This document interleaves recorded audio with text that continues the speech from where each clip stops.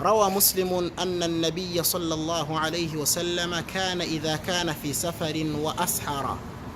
حديث دوسanga mu gitabo cya al-Imam Muslim, intumwa y'Imana sallallahu alayhi wa sallam iyo yabaga ari ku rugendo kikagera igihe cyo gufata idaku cye cyangwa se ryafunguro umuntu afata ashaka gusiba, yajyaga asoma aya magambo: sami'a sami'un bihamdillahi wa husni balaihi alayna rabbana sahibna wa afdil alayna aidhan billahi minan nar. Iyi hadithi ni hadithi twigisha ingeso zaranze intumwa y'Imana sallallahu alayhi wa sallam iyo yabaga ari mu rugendo igihe cyo gufata idaku ye kikagera. Muri hadithi turi gusoma iboneka mu gitabo cya Muslim baratubwira ngo kana an-nabiyyu sallallahu alayhi wa sallam idha kana fi safarin wa ashara ay qama waqta as-sahri wa huwa ma qabla al-fajr. Nukuvuga ngo intumwa y'Imana sallallahu alayhi wa sallam iyo yabaga ari ku rugendo hanyuma kaza kubyuka cya gihe mbere y'iswala al-fajr ashaka kuba yafata sahur cyangwa se ryafunguro umuntu afata igihe yitegura kuba yasiba, yajyaga asoma aya magambo meza avuga ngo sami'a sami'un bihamdillahi wa husni balaihi alayna ay liyasma'a as-sami'u wa yashhada ash-shahidu ala hamdina lillahi wa i'tirafina bihusni in'ami. Nukuvuga ngo ni nko kuvuga ati uwumva wese yumve, ndetse n'uwaba umushahidi abo umushahidi, uwaba umuhamya abo umuhamya, ala hamdina lillahi, kugushimira kwacu Allah.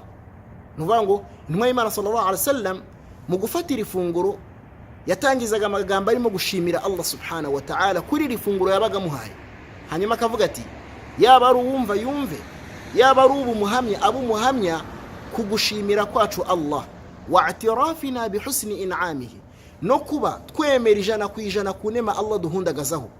Hanyuma intumwa y'Imana igasoza ivuga iti rabbana sahibna, mana murezi wacu turagusaba ko wabana natwe muri uru rugendo turimo, wa afdil alayna, tunagusaba ko waduhundagazaho ingabire zawe, aidhan billahi minan nar, tunagusaba yuko waturinda umuriro wawe waremye utazima.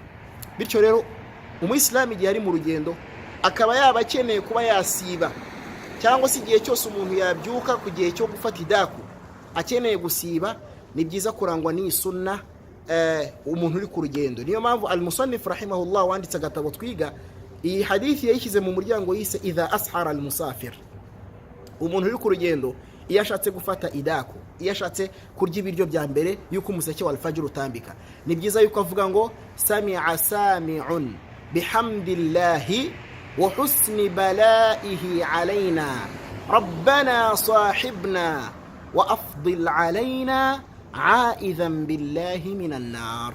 Aribyo bisobanuye ngo liyasma'a as-sami'u wa yashhada ash-shahidu ala hamdina lillahi wa i'tirafina bihusni in'amihi.